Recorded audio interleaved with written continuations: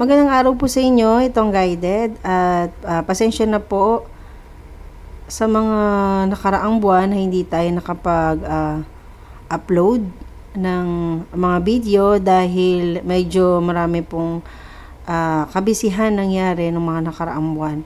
At ngayon, ako ulit ay nagbabalik para makapagbasa ulit sa inyo ng inyong mga kapalaran para sa buwan na ito. Ang reading natin ngayon is for November para sa mga Capricorn.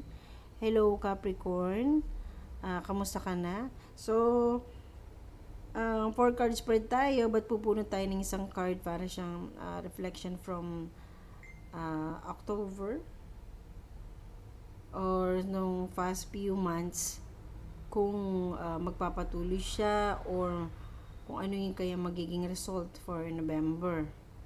And pipili tayo ng bubuno tayo ng isang angel card, and thank you angel card or yung ating mga spirit guide or angel na gumagabay sa atin, or mga spirit guide natin na nandyan lang sa tabi natin, na nagbibigay pa rin sa atin ng guidance in a way na pinapakita nila kung ano man yung mga dapat natin gawin, although minsan parang tinatalikuran natin gawin dahil may mga regret tayo, o sabihin natin na nagdadalawang isip tayo na possible na ganito. So para sa mga Capricorn, siguro yung nakasanayan natin, siguro dapat umalis na tayo doon kung hindi na tayo nag-improve or masyado na mabagal yung facing. So, step na tayo dun sa ibang part na natin, lalo na kung bata pa tayo, di ba? Mga Capricorn. So, punot lang tayo ng yung card.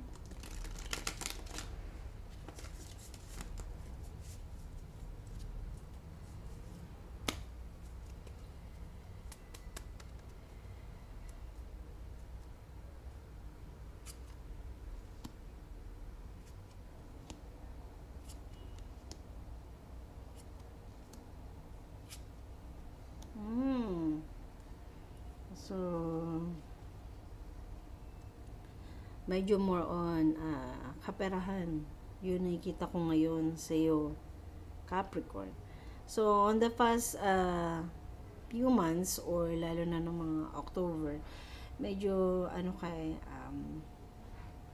tagilid kasi yung finances. So, mas nakapokus ka kung paano ka kumita, but parang hindi mo nakikita kung saan mo dapat hanapin yun, saan mo yung kunin. May mga chances ka na pwede, but yun nga, parang nagdadalawang isip ka kung kaya mo ba or kung ano ba yun. So, kung ganun ka ng mga nakaraang buwan, nung nakaraang October, so matatapos pa lang din naman ng October ngayon, while reading your your card, and nakikita ko din na very very loving person. Kumbaga, inisip mo yung family mo, kaya siguro nababother ka ng ganon. But definitely, kung nag-umpisa ka pa lang naman sa iyong career, or kung naman sabihin natin medyo may sa age ka na dapat nakakaipon ka na, or may ipon ka na, at marami kang mga ganong hanash or pagdadalang isip, siguro i-push for mo na yung sarili, push forward mo kung naisip na nakikita ka sa ganitong and then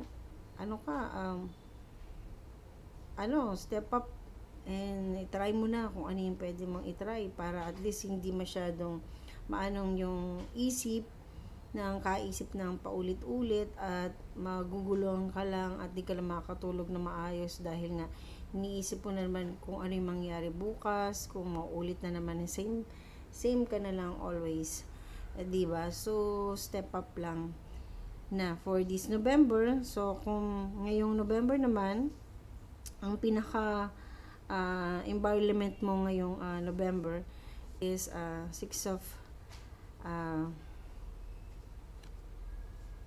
Pentacles, kung saan nakita ko na ah, mukhang mag-step up pa nga. Parang nakita ko na ngayong November, yung bang pinaka parang feeling mo hindi mo kayang gawin or hindi wala kang kakayahan, doon ka na. Gagrab mo na yung opportunity na yon dahil alam mo mas doon ka kikita, mas doon ka makakaipon, at mas doon ka makakatulong sa iyong family at sa sarili mo din.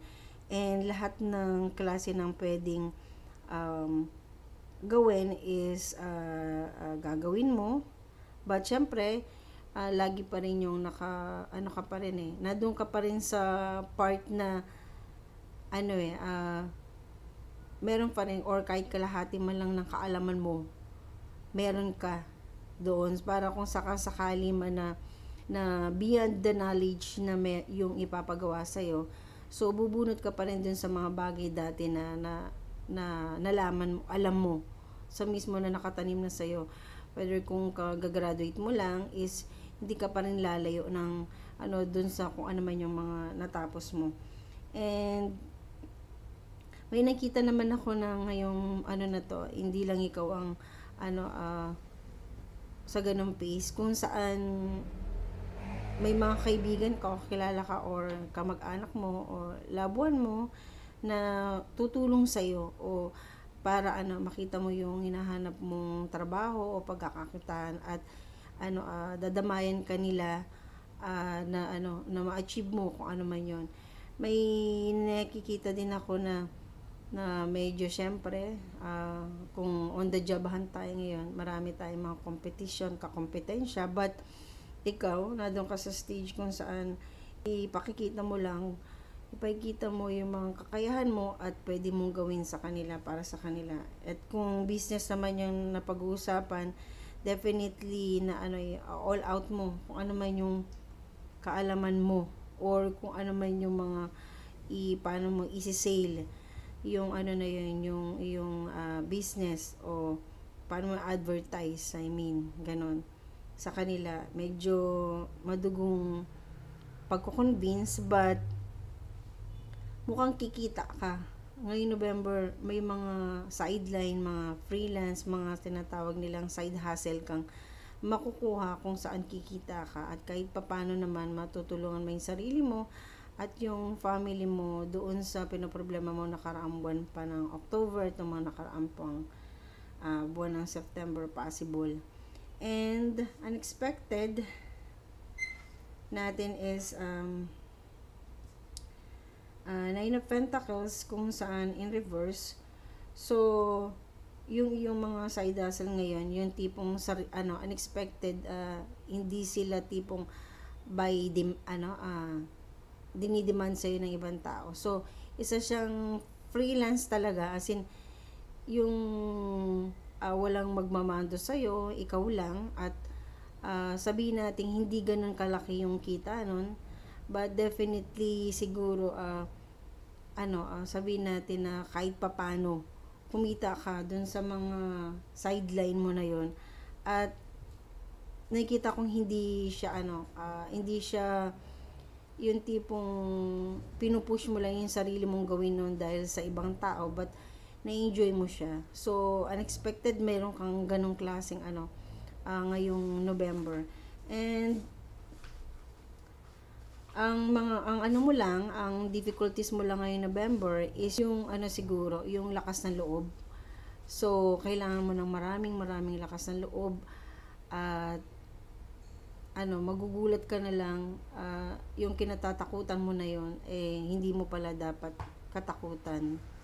So meron kang iniisip na baka hindi mo kaya o ganto ganyan, pero magugulat ka na lang na okay, kaya ko pala. Yung mga mo na ganon, yung sa sarili mo lang na ganon, yung mga difficulties mo is yung mga takot mo na yun, sa sarili mo lang yun So palagi ko mas okay siguro yung pagpupursige mo ngayong November na to kaysa mga nakaraang buwan, kasi ayaw mo nang maulit dun sa parang walang namang nangyayari, at least ngayon sinusubukan mo. Kung hindi okay sa'yo o hindi okay sa iba, at least nasubukan mo, 'di ba? and nagugulat ka na lang na merong mga pumapasok sa'yo na income or may pumapasok sa'yo na trabaho, hindi man pa totally yung trabaho ang hinahanap mo, pero nagkakaroon ka ng kita. At kung possible naman makahanap ka talaga ng trabaho, wishing mo pa rin talaga na yung trabaho na yun is mag-enjoy ka talaga. And bago matapos ang ano na to, ang November nito, so masasabi natin ito, The Magician in Reverse. So, siyempre kapag hindi yan in reverse, sabihin natin na lahat ng mga bagay na ano is parang magic or siyempre magician. Yung mga kailangan mo, bigla na lang sumusulpot ng ano. So, sa yung November, bago matapos ang November, wala ka pa rin dun sa stage na gano'n na bigla ano. So, more on effort ka pa. So, ngayong November, mas bago matapos din, marami kang effort na kailangan gawin. Kailangan mo na maraming, sabihin natin, kumbaga, into work ka, kailangan mong gumawa ng maraming bala na pangbala. So, kung ano man yung darating sa'yo at mas magiging hardworking ka bago matapos ng November na to.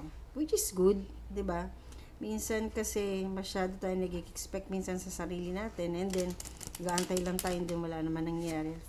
So para sa iyo, Capricorn, is yung nag-e-effort ka totally ngayon at hindi ka na nag-aantay na kung ano pa. So, anong angel message sa'yo? Big happy changes. So, sa pagkatapos ng mga effort mo na yun, kahit na sabihin natin sobrang effort mo na talaga at tipong yung hirap na yun, minsan ganun eh. Yung sobrang wala kang ginagawa and then may ginawa ka na. Tapos yung effort niya hindi naman actually para nagpapahirap sa'yo. As nai-enjoy mo siya kasi alam mo nagkakaroon ng resulta whether gusto mo yung result o hindi. At least merong resulta laging dumarating, di ba? So, nang dahil doon, big happy changes. So, ikaw nakakaramdam ka ng fulfillment sa sarili mo this November. At gusto mo yung hardship na yon kasi good yun. Kung na-stress ka man, sa good stress. At least, nagkakaroon ng takbo yung buhay mo ngayon November night unlike ng mga nakaraang buwan. So, congrats para sa akin isang ano yon na may pagbabago, 'di ba? So, sino ang ating spirit guide or angel natin na ano natin? Take time to breathe. So, thank you angel. I breathe with ease knowing you're here. So, parang this November talaga is kahit na ano, na sabihin natin na ano, na maraming ano, baga kita, tignan mo yung ano dito ng picture, kung saan yung shadow ng angel is binigyan siya ng ano, and then yung water na to, kung saan yung mga pinagdadaanan niya ngayon yung I don't think na siguro sabihin natin hardship ba in a way na sabihin natin yung sinusubukan niya yung mga bagay na hindi niya, alam niya hindi niya kayang gawin din na ano, pinasok mo, ganon. And then, nung nasubukan mo, kaya mo pala. So, parang nakahinga ka na, okay, may mga kakayahan pala ako na hindi ko alam na kaya ko palang gawin na kinatatakutan kong gawin before dahil marami akong baka ganito, ganyan or ganon. So this November kakahinga ka at masasabi natin na ano nag-improve yung buhay ngayong November at kung ano man yung mga pagdadaanan mo pa bago matapos ang ano na to, palagi ko napakagandang big happy changes ang mangyayari sa iyo bago matapos ang taon na to at magpapatuloy pa yan the next 2026 at mas kilala mo na yung sarili mo at mas na-build mo na yung sarili mo at yung mga bala na inipon mo mas magagamit mo siya in a more positive way at kung may masasayang man, at least nag-effort ka. So, nandun ka sa stage yung buhay mo na gano'n ngayon.